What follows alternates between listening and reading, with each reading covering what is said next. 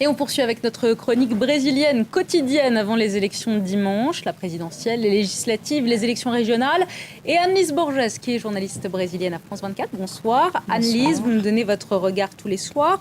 Et ce soir, vous allez nous parler d'Internet. Ils ont dû s'y mettre, les candidats brésiliens, à l'outil Internet. Exactement, Léa. Pour la première fois dans l'histoire des élections brésiliennes, l'Internet a été vu comme un allié crucial pour de nombreux candidats. Par exemple, pour la campagne d'Alexander Mendic, candidat à la députation fédérale pour l'État de São Paulo, l'Internet est indispensable.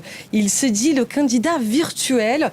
Toute sa campagne s'est faite sur Internet. Il a un site web, un blog, Facebook, Twitter. Et récemment, il a même publié son numéro de téléphone portable pour que ses électeurs puissent le joindre à n'importe quel moment. Et il n'a pas menti. J'ai essayé de le contacter la semaine dernière. Et figurez-vous, je l'ai eu au téléphone.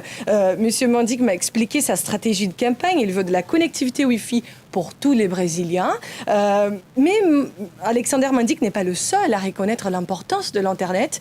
Dilma Rousseff, la candidate de Lula, a embauché Blue State Digital, la même agence de relations publiques utilisée par Barack Obama pour sa campagne en ligne. Et José Serra a dépensé 3 millions de reais, l'équivalent à 1 million d'euros, pour le marketing sur Internet. Mais pourquoi ils sont tellement en retard? Pourquoi ils attendent 2010 pour se mettre à l'Internet, les Brésiliens? Il y a 4 ans, lorsque Lula s'est élu pour un deuxième mandat, seulement 25% de la population brésilienne avait accès à l'Internet. Léa, aujourd'hui, ce nombre a presque doublé. 40% de Brésiliens sont en mesure de se connecter régulièrement. Alors, l'impact est énorme. On a 76 millions de personnes et ces Brésiliens sont devenus des grands utilisateurs de Facebook, Twitter. Et donc, les candidats ont choisi de utiliser ces réseaux sociaux comme principal outil de campagne. Leur objectif figurait sur la plus grande quantité de contenu sur le web, peu importe le type de contenu. Ils ont embauché des armées virtuelles, des personnes chargées de rester connectées 24 heures sur 24, 7 jours sur 7, et publier des messages sur Twitter, Facebook aussi.